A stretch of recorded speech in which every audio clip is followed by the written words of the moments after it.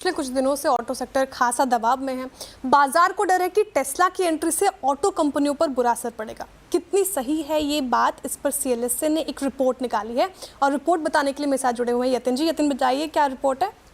तो सीएलएसए की रिपोर्ट भी है और आवाज़ ने भी इस मामले में जो है काफ़ी सारी चीज़ें रिसर्च की हैं। तो अगर हम बात करें सीएलएसए की रिपोर्ट की, तो ऑब्वियसली बाजार में एक असमंजस बना हुआ है कि टेस्ला की एंट्री होगी तो एमएनएम की गाड़ी बिकेगी, टाटा मोटर्स की इलेक्ट्रिक व्हीकल बिकेगी कि नहीं। सीएलएसए के हिसाब से और जो हमने कंपैरेटिव एनालिसिस किया है, इसके हिसाब से भारतीय प्लेयर्स को उल्टा टेस्ला की चीज़ें और टेस्ला की एंट्री कॉम्प्लीमेंट करेंगी, क्योंकि इससे अवेयरनेस बढ़ेगी।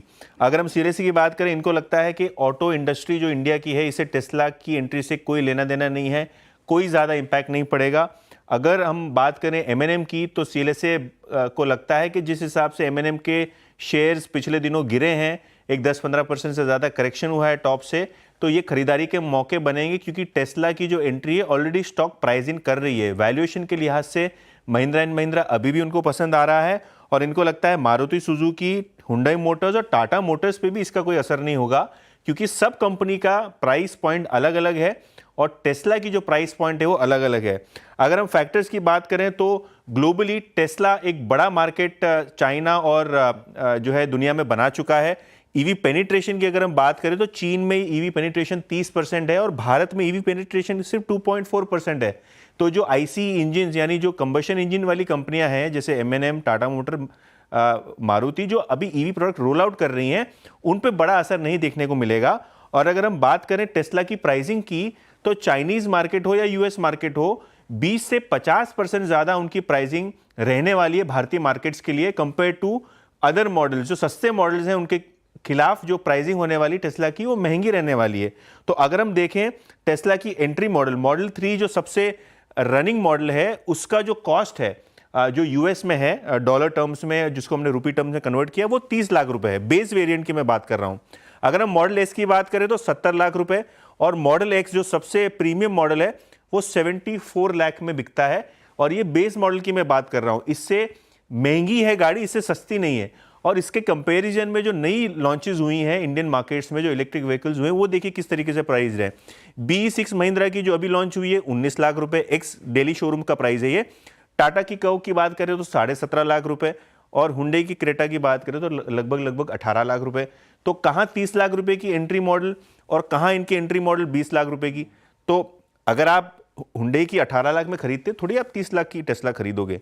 तो कहने का मतलब ये है कि अगर टेस्ला ने दाम भी गिराए भारतीय मार्केट्स में, तो सबसे पहले तो लॉस होगा, और दूसरा सारे फीचर्स नहीं होंगे। तो अगर आपको सेम फीचर्स में 17-18 लाख रुपए में गाड़ी मिल रही है, तो क्यों आप टेस्ला के पीछे भाग रहे हो? तो हमारा एनालिसिस ये है कि मेक इन इंडिया में भरोसा ज़्यादा करिए और टेस्ला की एंट्री पे ज़्यादा ध्यान ना दीजिए। आपको पता है आशीष, जब हार्ली डेविडसन इंडिया में आया था तो आइशर मोटर का शेयर 20-25% गिर गया था और लोगों को लगता था अभी लोग हार्ली चलाना शुरू कर देंगे। आइशर मोटर्स उस 30% करेक्शन के बाद ऑल टाइम हाई पे गया स्टॉक, और सारे के सारे जो इन्वेस्टर्स कंसर्न थे ना, वो पानी की बाल्टी में बह गए। यही हो रहा है नहीं, और अभी ऐसे हो रहा है महिंद्रा एंड महिंद्रा के साथ। बहुत नाइंसाफी है ये सीएलएसए की रिपोर्ट से काफी आगे बढ़ गया ऐसा लग रहा है। आप ये आपने अपनी खुद की रिसर्च भी डाली है इसमें? हाँ, और मैं खुद गया था प्लांट, अभी शूट करके आया, देखो आपके सामने चल रही है। बढ़िया, एकदम ऐसे कहते हैं डिटेल्ड, एकदम इन डेप्थ एनालिसिस। और ग्राउंड रिसर्च, पूरी ग्राउंड रिसर्च। पालिया साहब, क्या करना है? टेस्ला ही लेना है कि क्रेटा वेटा के साथ काम चल जाएगा? नहीं, अभी तो इंडियन मैन्युफैक्चरर के साथ ही रहेंगे, और तो हमें लगता है अच्छा, उसमें फिर एक काम करते हैं, महिंद्रा एंड महिंद्रा के स्टॉक की मैपिंग करके बताओ आप। वाकई 3300 वाला 2600-2700 पे आके करेक्ट करके खड़ा हो गया, जबकि इसके न्यूज फ्लोज पॉजिटिव थे उसके बावजूद, क्योंकि ये टेस्ला का सरदर था और बाकी हवा मचाया था हमने। अभी तो ये भी नहीं पता टेस्ला आ रहा है कि नहीं आ रहा है तो कब आ रहा है, किस तरह की कंडीशंस के साथ आ रहा है, कुछ नहीं पता है। और ये हाल था महिंद्रा महिंद्रा का। आज जो रिबाउंड आया, इसमें कुछ ज्यादा, इसमें क्या रीड करूं? तो हुआ है, लेकिन अगर इसको ऑल टाइम हाई से देखें तो ऑलमोस्ट अराउंड 10% के आसपास करेक्ट हुआ है स्टॉक अपने ऑल टाइम हाई से।